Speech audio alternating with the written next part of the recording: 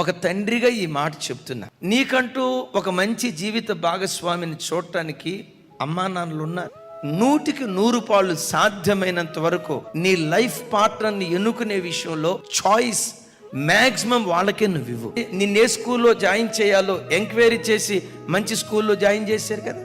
అన్ని విషయాల్లో వాళ్ళు ఆలోచించి నిర్ణయాలు తీసుకున్నారు కదా.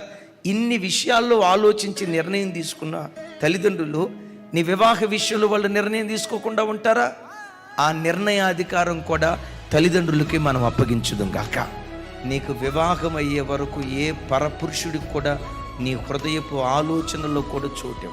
నీ కన్యత్వాన్ని నీ భర్తకు కానుకగా ఇవ్వు. నీ పవిత్రతను నీ భార్యకు కానుకగా ఇవ్వు. ఎక్కడ కాలు జారకుండా పవిత్రమైన జీవితం వాళ్ళకు కానుకగా ఇస్తే నిశ్చయంగా ఒక అద్భుతమైన వంశావళి మన కుటుంబాల నుంచి దేవుడు ఉద్భవింప చేయును గాక.